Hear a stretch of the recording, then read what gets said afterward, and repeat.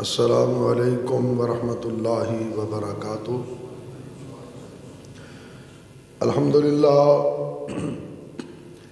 الحمدللہ نحمده ونستعینه ونستغفره ونؤمن به ونتوکل علیہ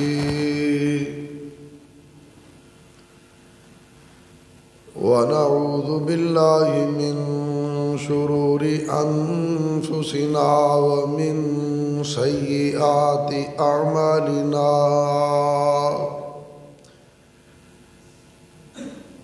من يهده الله فلا مضل له ومن يضلله فلا هادي له ونشهد أن لا إله إلا الله وحده لا شريك له ونشهد أن محمدًا عبده ورسوله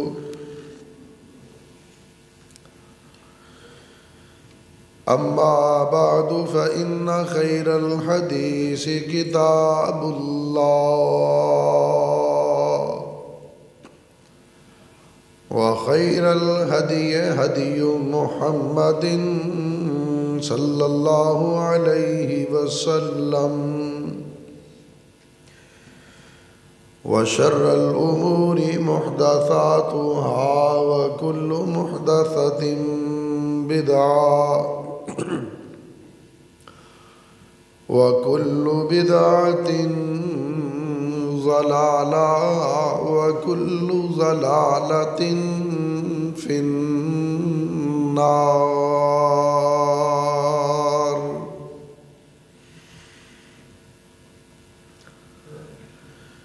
اللهم صل على محمد وعلى آل محمد كما صليت على إبراهيم وعلى آل إبراهيم إنك حميد مجيد۔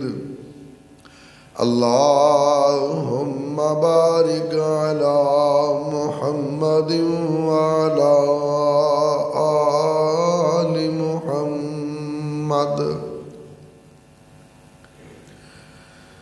كما باركت على إبراهيم وعلى آل إبراهيم إنك حميد مجيد۔ رب اشرح لي صدري ويسر لي أمري واحلل عقدة من لساني يفقه قولي۔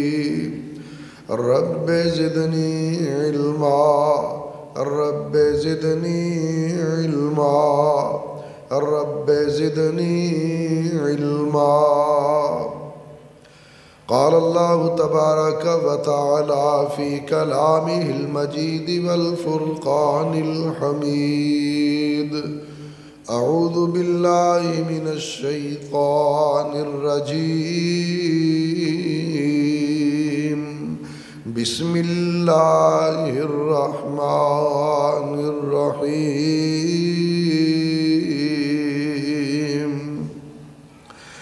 للرجال نصيب مما ترك الوالدان والأقربون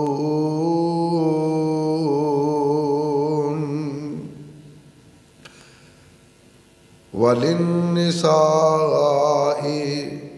نصيب مما ترك الوالدان والأقربون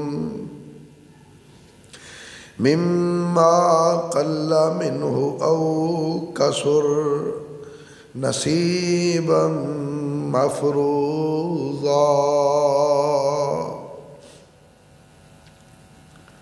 صدق اللہ العظیم و صدق رسولہ النبی الکریم۔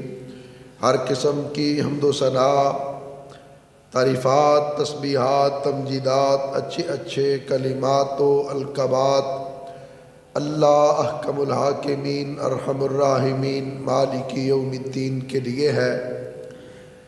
اس کے بعد بے شمار انگنت لا تعداد لا محدود درود و سلام ہوں میرے اور آپ کے پیارے آقا، میرے اور آپ کے پیر و مرشد، امام الانبیاء، خاتم الانبیاء، نبی الانبیاء، جناب محمد الرسول اللہ صلی اللہ علیہ وآلہ واصحابہ وسلم کی ذات اقدس و مقدس پر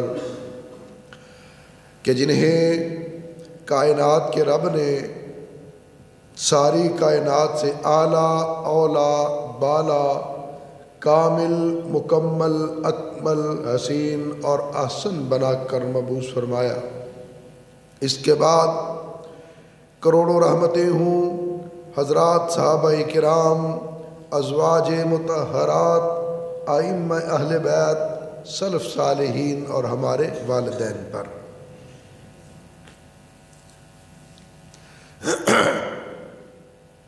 اسلام خیر خواہی کا دین ہے۔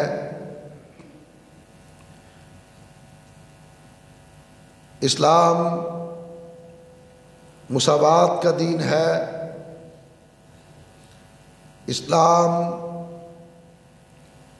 اعتدال کا دین ہے۔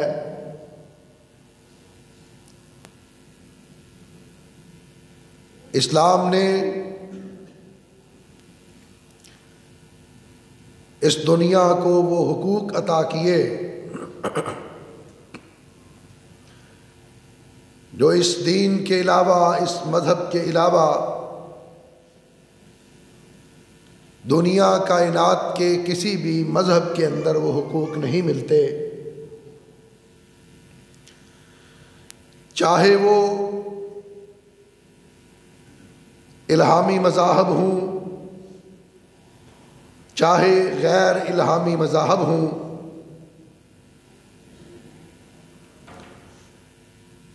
اسلام نے جب بھی بات کی،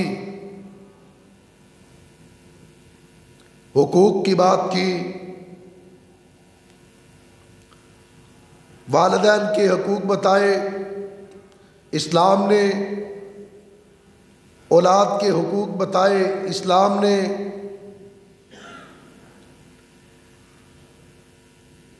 خاوند کے حقوق بتائے، اسلام نے بیوی کے حقوق بتائے، اسلام نے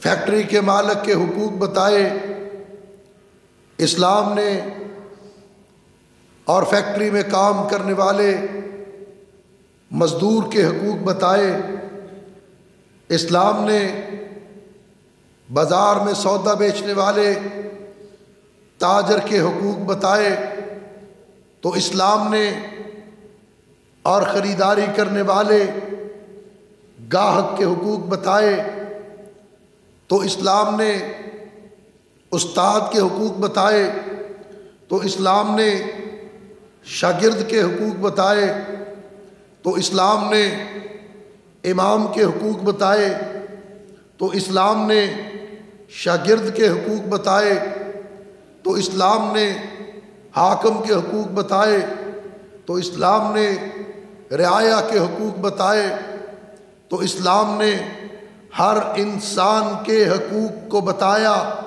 اور اس کی بات کی، تو اسلام نے لیکن اس سے بڑھ کر کہوں گا زندوں کے حقوق بھی بتائے اسلام نے، اور جو فوت ہو جائیں مردوں کے حقوق بھی بتائے تو اسلام نے۔ مردوں تک کے حقوق کی بات کرنے والا اسلام،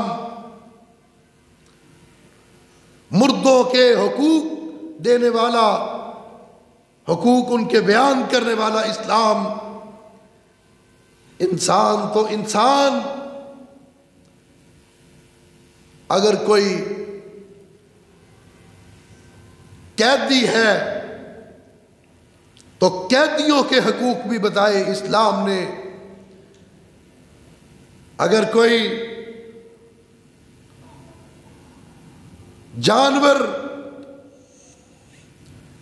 جانوروں تک کے حقوق بتائے اسلام نے کہ جانوروں کے حقوق کیا ہے، قیدیوں کے حقوق کیا ہے، غلاموں کے حقوق کیا ہے۔ یہ اسلام ہے کہ جس نے کہا جانوروں کو چارہ پورا کھلایا کرو اور ان کی حیثیت کے مطابق ان پہ وزن لادا کرو۔ یہ اسلام ہے جس نے جانوروں کے حقوق کی بات کی، مردوں کے حقوق کی بات کی، عورتوں کے حقوق کی بات کی۔ لیکن آج اسلام کے خلاف پروپیگنڈا، اسلام کو ایسا معاذ اللہ مذہب پیش کیا جاتا ہے کہ جو ایک ظالمانہ اور جس کے اندر سفاکانہ نظام ہو۔ لیکن حقیقت یہ ہے کہ اسلام کے خلاف یہ پروپیگنڈا کرنے والے وہ لوگ ہیں کہ جن کے ہاں جانوروں کی بات تو کی جاتی ہے، انسانوں کی بات نہیں کی جاتی، جن کے ہاں عورتوں کو حق نہیں دیا جاتا، عورتوں کے حقوق کے نام پہ این جی اوز بنائی جاتی ہیں، عورتوں کے حقوق کے نام پہ ٹرسٹ بنائے جاتے ہیں، عورتوں کے حقوق کے نام پہ تحریکیں اور تنظیمیں چلائی جاتی ہیں، لیکن اگر اس عورت کو وراثت دینے کی بات آئے تو اس پر خاموشی اختیار کی جاتی ہے۔ دنیا کا کون سا مذہب ہے آج جو اسلام کے خلاف پروپیگنڈا کرتے ہیں، عورتوں کے حقوق کے نمبردار بنے پھرتے ہیں؟ انہوں نے عورت کو کیا وراثت دی ہے؟ یہ وہ لوگ کہ جن کے مذہب کے اندر عورت کا وراثت کے اندر کوئی حصہ نہیں۔ عورت جائیداد کی وارث نہیں بن سکتی۔ آپ ہندو مذہب کو اٹھا لیں، سکھ مذہب کو اٹھا لیں، عیسائی مذہب کو اٹھا لیں، بدھ مت کو دیکھ لیں، جین مت کو دیکھ لیں، یہ لبرل، یہ سیکولر، یہ سوشلسٹ، یہ کمیونسٹ بات عورتوں کی کرتے ہیں، لیکن عورت کو وارث تسلیم نہیں کرتے، عورت کا وراثت میں حصہ تسلیم نہیں کرتے۔ اسلام کتنا پیارا دین ہے، کتنا خوبصورت دین ہے کہ جس نے مردوں کو بھی حقوق عطا کیے، عورتوں کو بھی حقوق عطا کیے، مردوں کو بھی وراثت میں حصہ دیا، عورتوں کو بھی وراثت میں حصہ دیا۔ جہاں مرد وارث ہے جائیداد کا، ترکے کا، وہاں عورت بھی وارث ہے۔ اگر خاوند کا حصہ ہے تو بیوی کا حصہ بھی ہے، اگر بھائی کا حصہ ہے تو بہن کا حصہ بھی ہے، اگر باپ کا حصہ ہے تو ماں کا حصہ بھی ہے، اگر وراثت کے اندر دادا حقدار ہے تو اسی وراثت میں دادی بھی حقدار ہے، نانا حقدار ہے تو نانی بھی حقدار ہے۔ اسلام نے ساری تقسیم کی، سارے حقوق بتائے، اور پھر آج کہا جاتا ہے جی بیٹی کی شادی کی، ہم نے جہیز دے دیا، ہم نے شادی پہ کھانا کھلا دیا، ہم نے اتنا زیور ڈال دیا، تو اب بیٹی ہماری وراثت میں حقدار نہیں۔ یاد رکھیں یہ سوچ، یہ فکر اسلامی نہیں ہے۔ اس سوچ اور فکر کا اسلام کے ساتھ کوئی تعلق نہیں۔ یہ جہیز کا لین دین، پہلی بات تو یہ ہے کہ یہ بھی اسلامی نہیں، اس کا تصور بھی اسلامی نہیں، اس کی بنیاد بھی اسلام نہیں۔ جہیز کے لین دین کی بات ہندو مت کے اندر ہوتی ہے، سکھ مت کے اندر ہوتی ہے، ان مذاہب کے اندر پہلے ریٹ لگتے ہیں، بولیاں لگتی ہیں، معاملہ طے کیے جاتے ہیں، بیٹی کی تعلیم اتنی، بیٹے کی تعلیم اتنی، بیٹے کی انکم اتنی۔ اب بیٹی پر جہیز کی لسٹ بنتی ہے، سسرال والے لسٹ دیتے ہیں، ہم اتنا جہیز وصول کریں گے، اتنا جہیز لیں گے۔ آج پاکستان کے معاشرے کے اندر بھی یہی جراثیم موجود ہیں، یہی وائرس موجود ہے۔ آج پاکستان کے اندر بھی رشتے اور ناطے جہیز کی بنیاد پہ کیے جاتے ہیں کہ اس بیٹی کے پیچھے کتنا جہیز دیا جائے گا، اس کے والدین، اس کے بھائی کیا کرتے ہیں، ان کی انکم کتنی ہے، ان کی جائیداد کتنی ہے، ان کی زمینیں کتنی ہیں، ان کے باغات کتنے ہیں، ان کی کوٹھیاں کتنی ہیں، ان کی گاڑیاں کتنی ہیں، اور جہیز کے اندر کیا کیا دیا جائے گا، سونا کتنا ہوگا، لباس کتنا ہوگا، فرنیچر کس طرح کا ہوگا، اور ساری بات آج بھی پاکستان کے معاشرے کے اندر یہ پہلے طے کی جاتی ہے۔ لیکن یہ اسلام نہیں، یہ اسلام کی تعلیمات نہیں، یہ اسلام کی بنیاد نہیں۔ آپ اپنی بیٹی کو، وہ آپ کی بیٹی ہے، آپ اس کی محبت میں، بیٹی کے پیار میں جو مرضی اس کو دیں، لیکن اس کو جہیز کا نام دینا اور پھر جہیز دے کے اس کو وراثت سے محروم کر دینا، یہ ظلم ہے، یہ زیادتی ہے۔ اگر آپ اپنی بیٹی کو جہیز دے رہے ہیں اور اس کو وراثت سے محروم کر رہے ہیں کہ ہم نے اس کی شادی کی، اس کا خرچہ کیا، تو بیٹی کی بھی آپ نے شادی کی، بیٹے کا خرچہ بھی کیا، بیٹے کو کاروبار بھی کروا کے دیا، بیٹے کو تعلیم بھی دی، اس کو وراثت سے محروم کیوں نہیں کرتے؟ اگر بیٹے کی شادی ہو اور اس پر اخراجات کیے جائیں، وہ وراثت سے محروم نہیں ہوتا۔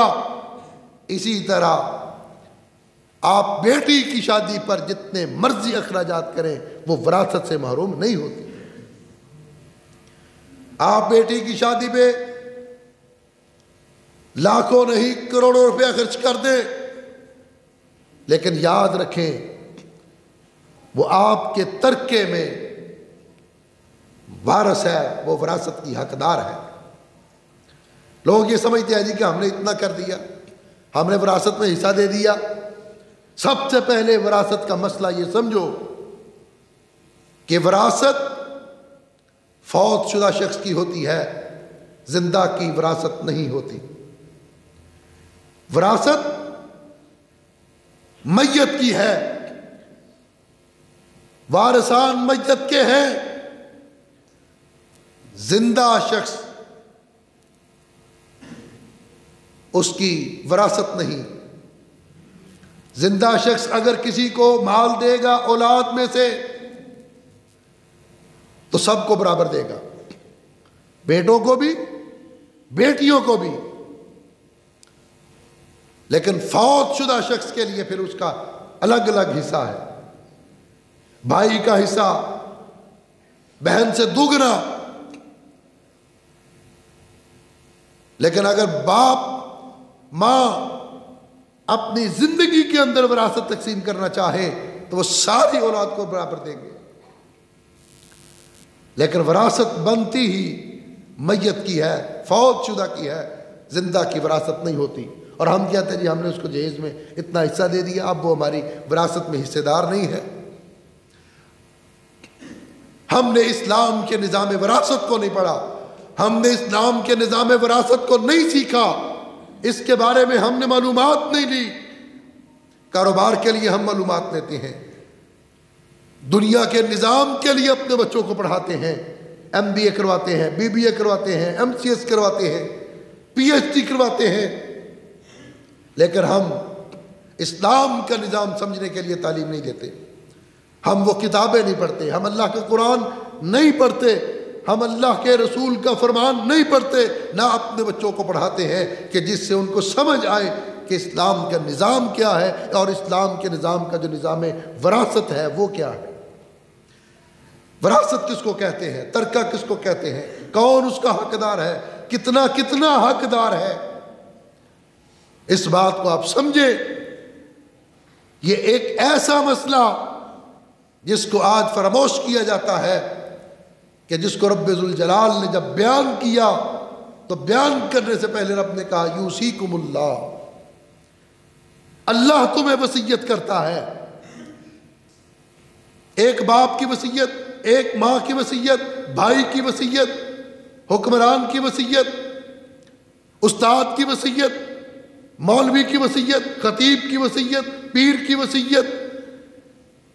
آج وصیت کا اہتمام کیا جاتا ہے، وصیت پر اصول موجود ہے، وصیت پر قانون موجود ہے، لیکن جو کائنات کا خالق وصیت کر رہا ہے، جو کائنات کا مالک پیدا کرنے والا، اس کائنات کا نظام چلانے والا وصیت کر رہا ہے، لوگوں وہ مسئلہ کتنا اہم ہوگا۔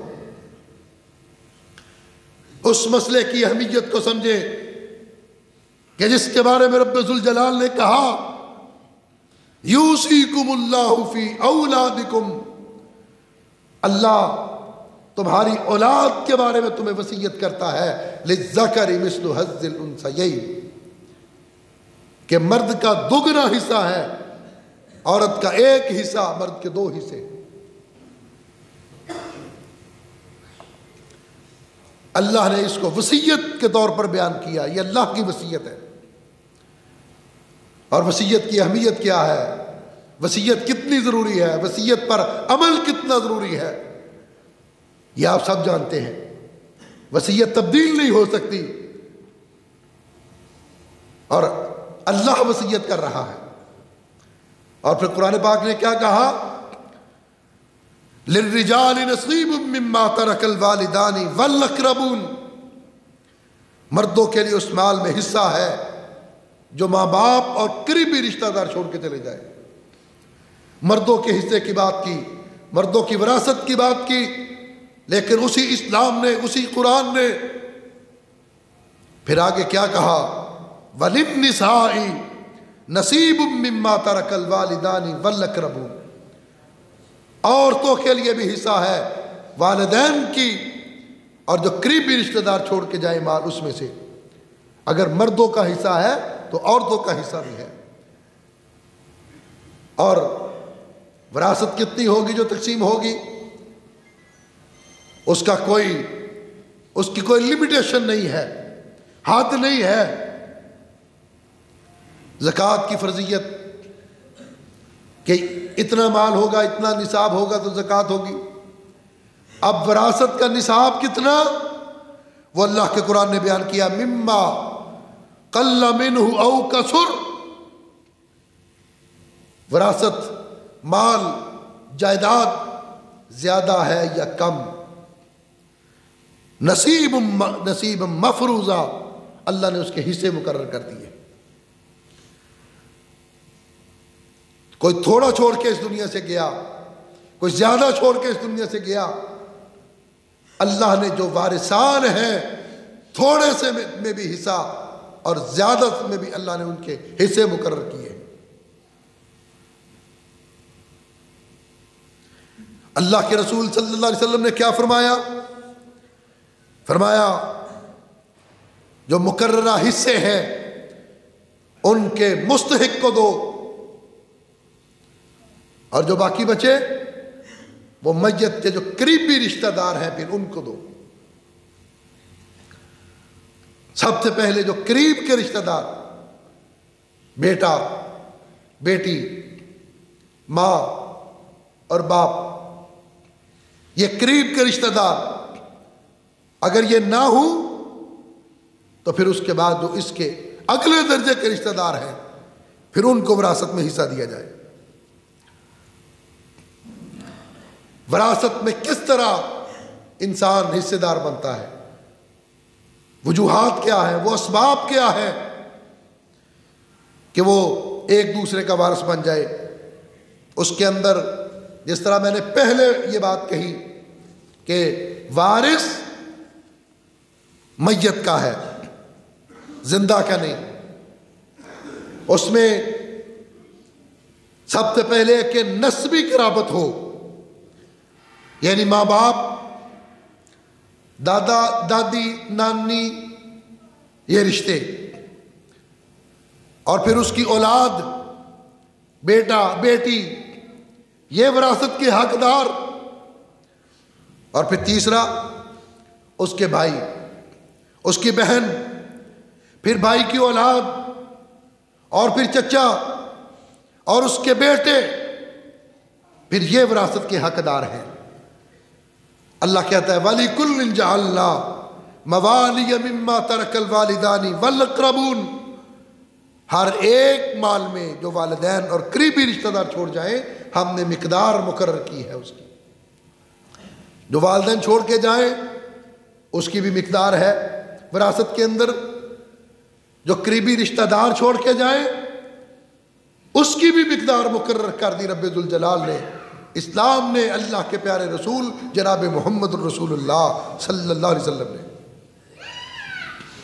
پھر دوسرا وراثت میں حصے دار ہونے کا سبب یہ ہے کہ نکاح ہو، میاں بیوی کا، مرد اور عورت کا نکاح ہو، چاہے خلوت ہوئی ہو یا نہ ہو. نکاح ہو گیا، نکاح کے بعد اگر کوئی ایک فوت ہو گیا ان میں، مرد یا عورت، تو دوسرا جو ہے وہ اس کے وراثت کا حصے دار ہے. بے شک ابھی رخصتی نہیں ہوئی، نکاح ہو گیا، رخصتی سے پہلے اگر وراثت تقسیم کرنے کا موقع آ جائے تو پھر ان کے لیے ہے، کیونکہ قرآن کہتا ہے وَلَكُمْ نِصْفُ مَا تَرَكَ أَزْوَاجُكُمْ، اور تمہاری بیویوں کے لیے تمہارے لیے نصف ترکہ ہے. نکاح ہو گیا، خلوت نہیں ہوئی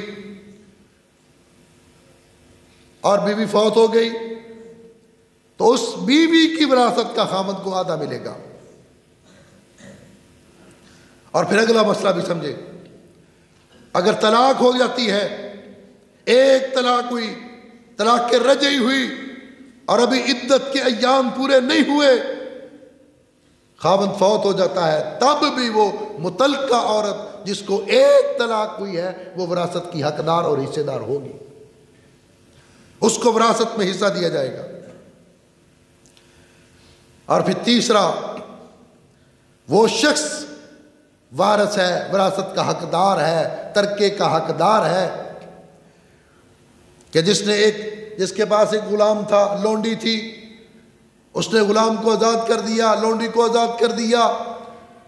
آزاد ہونے کے بعد وہ غلام اور لونڈی فوت ہو گئے تو ان کی وفات کے بعد اگر اس غلام کی اولاد نہیں، اس لونڈی کی اولاد نہیں، ان کا کوئی رشتہ دار نہیں، تو پھر اس کو آزاد کرنے والا جو ہے یہ اس کی وراثت کا حقدار ہوگا. پھر اس کی وراثت جس نے اس کو آزاد کیا، اس غلام کو، اس لونڈی کو، پھر یہ اس کا حقدار. اور پھر کچھ چیزیں ایسی ہیں جو وراثت سے روکتی ہیں، کچھ چیزیں ایسی کہ جن سے وہ وارث نہیں بن سکتا، اس کو وراثت میں حصہ نہیں مل سکتا. کس چیز سے کون سی چیز ہے جس سے وراثت میں حصہ نہیں مل سکتا؟ اس میں سب سے پہلی بات کفر ہے. کافر رشتہ دار وارث نہیں ہو سکتے. رشتہ داری کے باوجود مسلمان ہونا ضروری ہے. اگر ایک مسلمان کا وارث کافر ہے تو وہ کافر اس کا وارث نہیں ہو سکتا، اس کی وراثت کا حصے دار نہیں ہو سکتا، چاہے اس کے والدین ہیں، چاہے اولاد ہے، چاہے چچا، چاہے بہنیں، چاہے بیٹیاں. وراثت کا حقدار ہونے کے لیے مسلمان ہونا ضروری ہے. ایک ایسا مسلمان جس دنیا سے چلا جائے اور اس کی اولاد یا اس کے ورثاء میں جو مسلمان ہیں ان کو حصہ دیا جائے گا، جو مسلمان نہیں ان کو وراثت میں حصہ نہیں دیا جائے گا. جو کہ آقا علیہ الصلوۃ والسلام کا فرمان ہے لا یرث الکافر المسلم ولا المسلم الکافر، کافر مسلمان کا اور مسلمان کافر کا وارث نہیں ہو سکتا۔ پھر دوسری چیز، قاتل، قاتل بھی وراثت کا حقدار نہیں ہے، قاتل کو بھی وراثت میں حصہ نہیں دیا جائے گا۔ اگر ایک بیٹا، اس بیٹے نے اپنے باپ کو قتل کر دیا تو وہ بیٹا اپنے باپ کی وراثت کا حقدار نہیں، اور اگر باپ نے اپنے بیٹے کو قتل کر دیا تو باپ اپنے بیٹے کی وراثت کا حقدار نہیں۔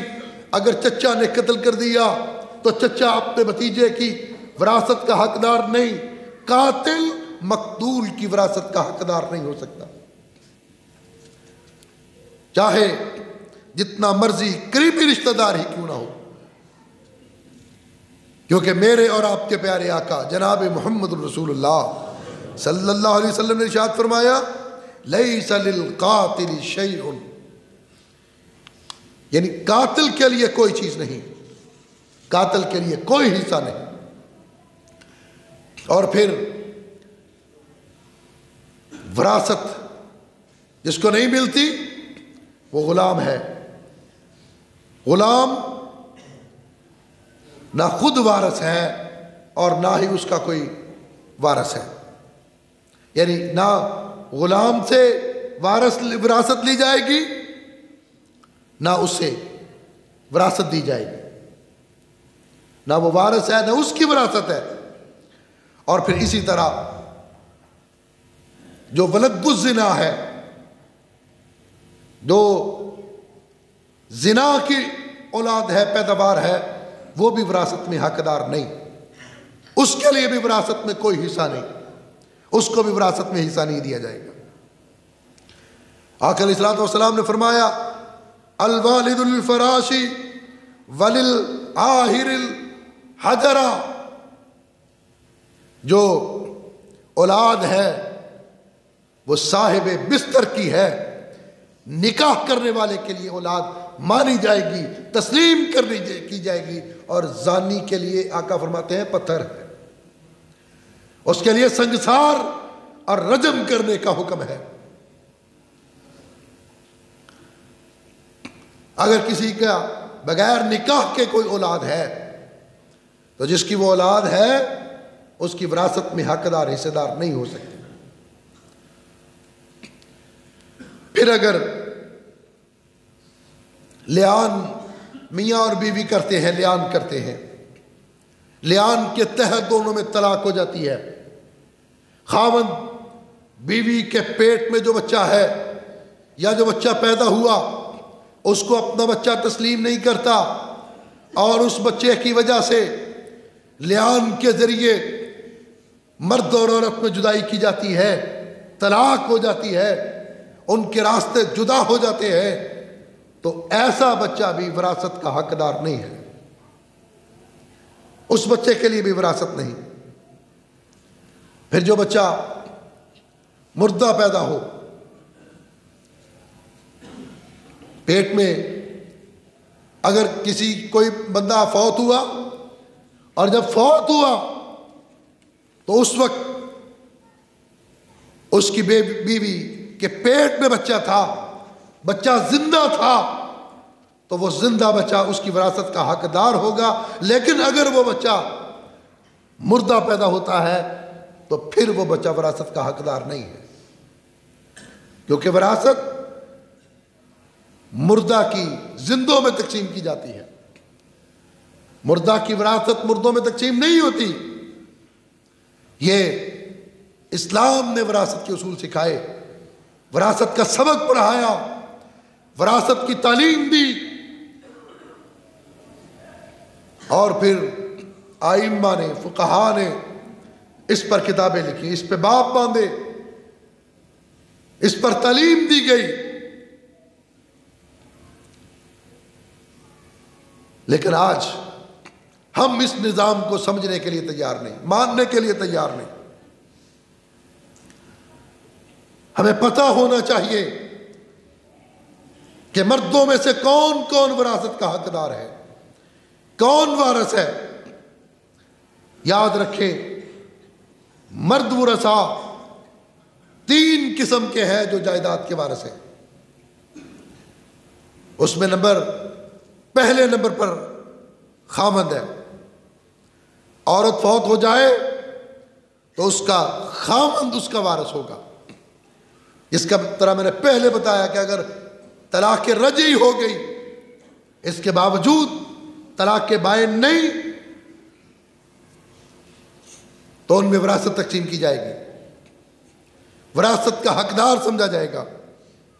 اور پھر دوسرا، آزاد کرنے والا شخص، ایک مرد آزاد کرتا ہے کسی غلام کو یا کسی لونڈی کو، تو اس کی آگے کوئی رشتہ دار نہیں، کوئی اولاد نہیں، تو اس کے مرنے کے بعد جو اس کی وراثت ہے، جس نے اس کو آزاد کیا، اس میں تقسیم کی جائے گی، اس کا حقدار وہ ہوگا۔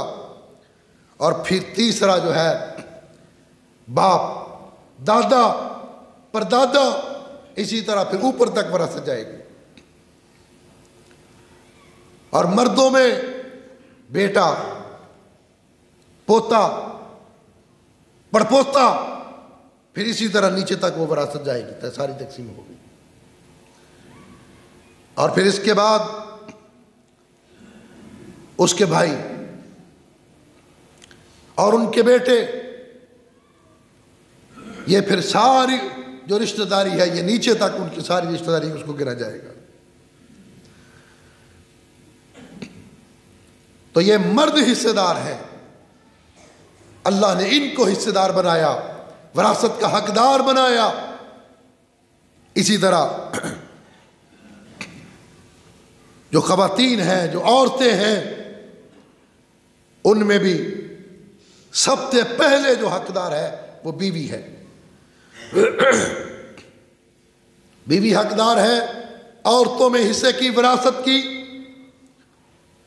اور اس کے بعد ایسی عورت جس نے اپنی لونڈی کو آزاد کیا، اس لونڈی کی اولاد نہیں، اس کے رشتہ دار نہیں، لیکن وہ لونڈی وراثت چھوڑ کے مرتی ہے، ترکہ چھوڑ کے مرتی ہے، تو اس کی وارث جو ہے اس کو آزاد کرنے والی عورت ہوگی۔ پھر تیسرے نمبر پر وہی قرابت دار عورتیں ہیں، یعنی ماں وراثت کی حقدار، دادی اور نانی یہ وراثت کی حقدار ہے۔ یہ اوپر تک پھر جتنے بھی یہ زندہ ہیں۔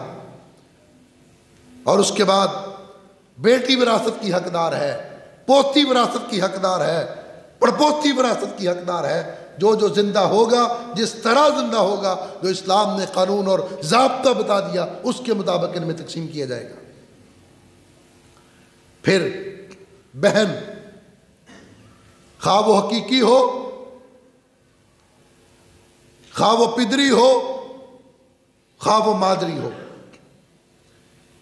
یعنی ایسی بہن جن کا ماں باپ ایک ہے، وہ وراثت کی حقدار ہے، اور ایسی بہن جو اس کے باپ کی طرف سے بہن ہے، وہ بھی وراثت کی حقدار ہے۔ ایسی بہن جو اس کی ماں کی طرف سے اس کی بہن لگتی ہے، وہ بھی وراثت کی حقدار ہے۔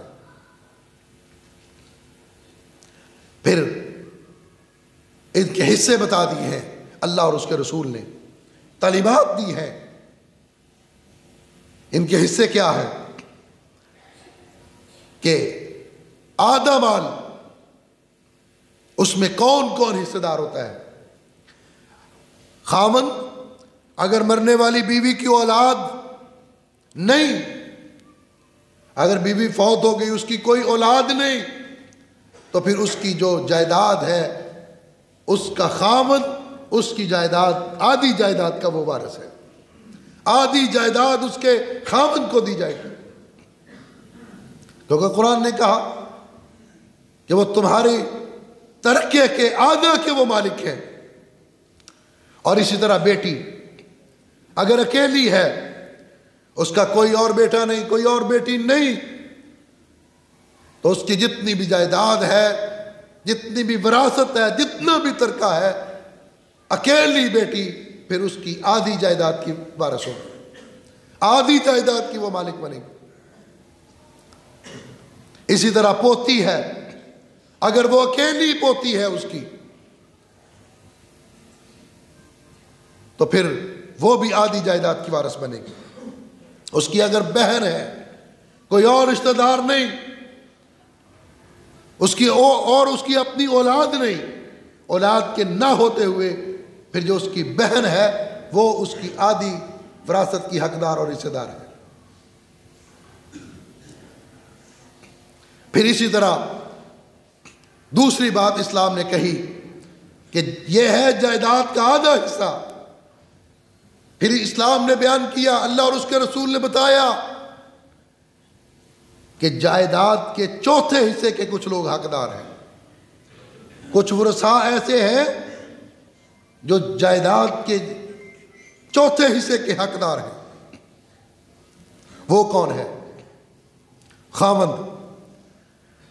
اگر بیوی فوت ہو گئی اور بیوی کی اولاد ہے, اس کے بچے ہیں, بچیاں ہیں, پوتے ہیں, پوتیاں ہیں, تو اس مرنے والی بیوی کا خاوند اس کی جائیداد کے چوتھے حصے کا حقدار ہے. اسی طرح بیوی, اگر خاوند کی کوئی اولاد نہیں, یہ مسئلہ سمجھیں, اگر خاوند کی اولاد ہے تو بیوی کا 8واں حصہ, اور اگر خاوند کی کوئی اولاد نہیں تو پھر بیوی کا چوتھا حصہ. پھر بیوی چوتھے حصے میں حقدار ہوگی اس کی وراثت کی. اور اگر اس کی اولاد ہے تو پھر 8واں حصہ اس کی بیوی کو دیا جائے گا. اور 8واں حصہ وراثت کا ایسا حصہ ہے جو سوائے بیوی کے کسی اور کا یہ حصہ نہیں بنتا. لیکن اگر ایک سے زائد بیویاں ہوں, اولاد بھی ہے, بیٹے بھی ہیں, بیٹیاں بھی ہیں, لیکن بیویاں 4 ہیں, 2 بیویاں ہیں, 3 بیویاں ہیں, تو پھر 8ویں حصے سے سب بیویوں کو تقسیم کیا جائے گا. جائیداد کا 8واں حصہ نکال کے جتنی بیویاں ہیں ان کے اندر وہ برابر تقسیم کر دیا جائے گا. پھر اسی طرح اسلام نے آدھا حصہ کہا, پھر چوتھا حصہ کہا, پھر 8واں حصہ کہا. اسی طرح اللہ اور اس کے رسول نے بتایا کہ کچھ لوگ ایسے ہیں جو جائیداد کے چھٹے حصے کے وارث ہیں, جن کو جائیداد کا چھٹا حصہ دیا جائے گا. وہ کون ہے؟ وہ ماں ہے. ماں اگر اولاد ہے, بیٹے ہیں, بیٹیاں ہیں, تو پھر ماں کو جائیداد میں سے, وراثت میں سے, ترکے میں سے چھٹا حصہ دیا جائے گا. اسی طرح اگر ماں نہیں, نانی زندہ ہے, تو پھر جائیداد کا چھٹا حصہ جو ہے وہ نانی کو جائے گا. نانی اس چھٹے حصے کی وارث ہوگی. اور پھر نانی کے ساتھ ساتھ دادی بھی چھٹے حصے کی وارث ہوگی. دادی کے لیے اور نانی کے لیے اگر دونوں زندہ ہیں تو پھر چھٹا حصہ نکال کے وہ نانی اور دادی دونوں میں برابر تقسیم کر دیا جائے گا. پھر اسی طرح چھٹے حصے کا حقدار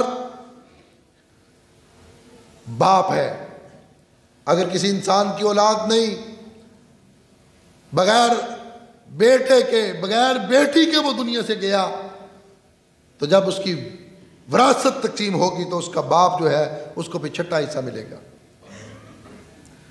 اور اگر باپ نہیں, باپ فوت ہو گیا, تو پھر یہ چھٹا حصہ جو ہے وہ اس کے دادے کو ملے گا.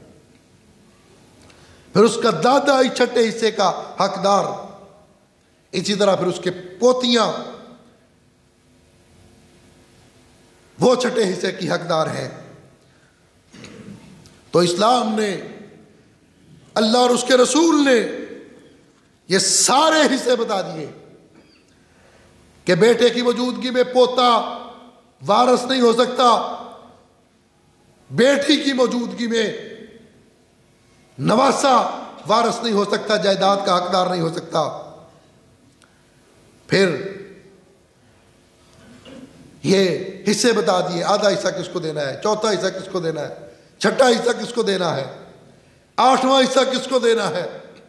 یہ اسلام کا نظام وراثت ہے جو اس نے دنیا کو سکھایا، دنیا کو بتایا، اور یہ نظام دے کے دنیا کو بتایا کہ اسلام جیسا کوئی مذہب نہیں، اسلام جیسا کوئی دین نہیں جو انسانوں کو حقوق دیتا ہے، جو جانوروں کو حقوق دیتا ہے، جو زندہ کو زندہ، جو مردوں کو بھی حقوق دیتا ہے، آزاد انسان تو دور کی بات، جو غلاموں کو حقوق دیتا ہے، جو قیدیوں کو حقوق دیتا ہے۔ اس دنیا کائنات کے اندر وہ ایک ہی دین ہے، ایک ہی مذہب ہے، اور وہ اسلام ہے۔ اسلام جیسا نظام کسی کا نہیں، اسلام جیسے قوانین کسی کے نہیں۔ جو اسلام نے پیار دیا، جو اسلام نے مساوات دی، جو اسلام نے اعتدال دیا، وہ اس کائنات کے اندر کوئی نہیں۔ اور آج اسلام کے خلاف پروپیگنڈا کیا جاتا ہے۔ ضرورت اس بات کی ہے کہ ہم اسلام کے نظام کو نافذ کریں۔ یہ وراثت کا نظام، اس کے لیے، اس نظام کو نافذ کرنے کے لیے، وراثت کے نظام کو ایس ایچ او کی ضرورت نہیں، تھانے کی ضرورت نہیں۔ اب یہ کسی ملک کے صدر اور وزیر اعظم نے آ کر آپ کو نہیں کہنا کہ آپ اپنی وراثت کو تقسیم کریں۔ یہ آپ کا اپنا مذہبی فریضہ ہے، آپ کا دینی فریضہ ہے۔ بطور مسلمان کے یہ آپ کا فرض ہے کہ آپ اپنی وصیت کر کے جائیں، اور بطور مسلمان کے یہ آپ کا فرض ہے کہ جب کوئی فوت ہو جائے تو اس کی وراثت کو تقسیم کر دیا جائے۔ آج وراثت سے محروم بیٹیاں گھروں میں بیٹھی ہیں، آج وراثت سے محروم بہنیں گھروں کے اندر بیٹھیاں ہیں۔ آج بیٹیوں کو وراثت نہیں مل رہی، بہنوں کو وراثت نہیں مل رہی۔ کہا جاتا ہے ہم نے بیٹی سے لکھوا لیا، ہم نے بہن سے لکھوا لیا، ہماری بہن نے لکھ کے دے دیا، ہم نے اس کو کہہ دیا کہ تیرے جہیز پہ، تیری شادی پہ اتنا خرچہ آیا تھا، اب تجھے کیسے وراثت دے۔ وہ جہیز وراثت نہیں، بیٹی کے شادی کے اخراجات وہ وراثت نہیں۔ وراثت اور چیز ہے، شادی کے اخراجات اور چیز ہے۔ آپ کو یہ وراثت دینی پڑے گی، بہن کو وراثت دینی پڑے گی، بیٹی کو وراثت دینی پڑے گی۔ اور اگر آج آپ یہ نہیں دیتے تو قیامت کے دن آپ کو اللہ کے دربار میں کھڑا ہو کے جواب دینا پڑے گا کہ آپ نے اپنی بہن کو کیوں وراثت سے محروم کیا، آپ نے اپنی دادی کو وراثت سے کیوں محروم کیا، نانی کو وراثت سے کیوں محروم کیا، ماں کو وراثت سے کیوں محروم کیا، دادا کو وراثت سے کیوں محروم کیا۔ آپ کے پوتے، آپ کی پوتیاں، آپ کے نواسے، آپ کی نواسیاں، آپ کے چچا، آپ کے رشتہ دار، جو بھی وراثت میں حقدار بنتے تھے، جن کے حصہ دار بنتے تھے، قیامت کے دن ان کے ہاتھ ہوں گے اور سیٹھ صاحب کے، حاجی صاحب کا گریبان ہوگا۔ اللہ کے دربار میں کھڑے ہو کر جواب دینے سے پہلے اس کی تیاری کیجئے، اس کی فکر کیجئے، اپنا نظام صحیح کیجئے، اپنا نظام درست کیجئے۔ اللہ ہمیں سمجھنے اور اس پر عمل کرنے کی توفیق عطا فرمائے۔ وآخر دعوانا